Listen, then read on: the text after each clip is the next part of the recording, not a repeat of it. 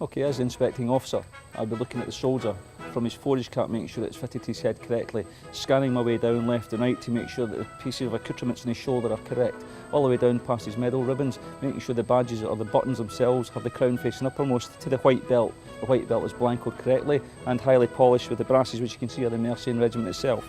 The jacket fits the soldier correctly and it runs onto his trousers. The trousers should be highly creased, sitting on the second lace hole of the shoes. The shoes themselves are highly polished, making sure that the shine is to the front, highly glossed, and the soles of the shoes are also cleaned as well. Moving on to the pace stick itself, we then look at the pace stick. In the olden days, known as the caliper, every piece of shiny material on there has to be polished to a very high standard. From the top of the pace stick, some regiments have different colours, this being a fawn or light colour. The Guards sometimes have Canadian rosewood, which is a dark colour, making sure that it's clean, polished and serviceable. The ferrules at the bottom of the brass piece has a small foot or feet at the bottom of the pace stick, and this is known as a ferrule. That ferrule again has to be in good order so it can click when you actually march down the square itself.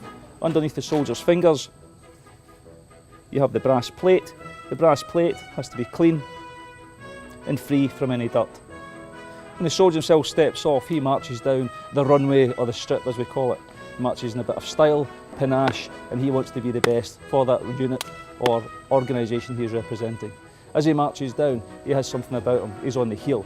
He has the stick marching next to him, and when he crosses it with a bit of style. It is there, it is to the front, and the soldier is off in a smart, soldier-like manner.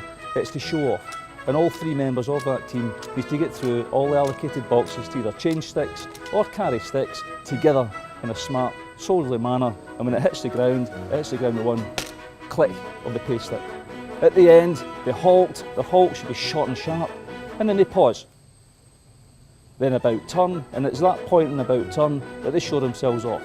They spin on the heel of the right foot, they puff their chests out, shoulders back, and they look up into the sky, and then they bend and drive as fast as possible to make a crack sound with their foot. Once this is done, we then have the usual jovial interval where somebody will come on from that organisation with a tray of accoutrements. Sometimes that is lager, beer, but most commonly known as the port.